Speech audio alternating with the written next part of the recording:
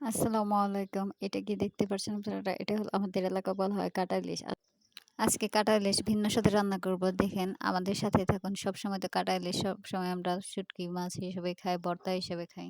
আজকে নতুনভাবে রান্না করব। এজন্য ১ম এ আমি কড়াই বসিয়ে তার মধ্যে দিয়ে দিচ্ছি সয়াবিন তেল।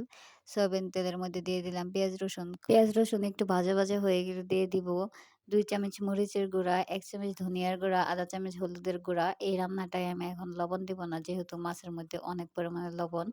তাই মাছগুলো কেটে সুন্দর করে ধুয়ে পরিষ্কার করে নেব। পরিষ্কার করে নেওয়ার পরে যখন মসলাটা একটু কষানো হয়ে যাবে তখন আমি দিয়ে দিব মাছগুলো। মাছের সাথে দিয়ে দিব ৪-৫ টা কাঁচামরিচ। কাঁচামরিচগুলো হালকা কেটে নিয়েছিলাম, পুরোটা কেটে নিয়ে এরপর দিয়ে দিব ৩-৪ টা বড় সাইজের পেঁয়াজ আদা মোটা করে কুচি করে নেয়া। এগুলো ভালোভাবে কষিয়ে তারপরে রান্নায় আমি পানি ব্যবহার করব। একটু পেঁয়াজটা এই কষানোতে সিদ্ধ হয়ে গেলে তারপরে রান্না করতে সহজ হবে।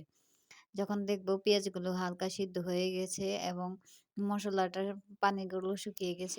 পানি শুকিয়ে গেলে এই পর্যায়ে আমি একটু টেস্ট করে দেখব লবণ ঠিক আছে কিনা। লবণ আমার যেহেতু একটু কম হয়েছিল তাই আমি লবণ এখানে এড করে দিব। তারপরে দিয়ে দিব পরিমাণ মতো পানি। পানিটা যখন শুকিয়ে যাবে পেঁয়াজগুলো দেখা যাবে যে একটু সিদ্ধ, সিদ্ধ হয়ে গেছে। তারপর পানিটা আরেকটু শুকিয়ে নেবে যাতে পেঁয়াজগুলো ভাজা, ভাজা হয়। কারণ কাঁচা, কাঁচা থাকতে পারে। দেখেন রান্নাটা কত সুন্দর হয়েছে। আর দেখতে যতটা সুন্দর হয়েছে খেতেও ভীষণ দারুণ মজা হয়েছিল। কাটা ইলিশ আমাদের এলাকায় বলা হয় কাটা ইলিশ। কার এলাকায় কি নামে বলা হয় এটা বলা হয় প্লিজ কমেন্টে বলে যাবেন। ধন্যবাদ সবাইকে সাথে থাকার জন্য। আসসালামু আলাইকুম।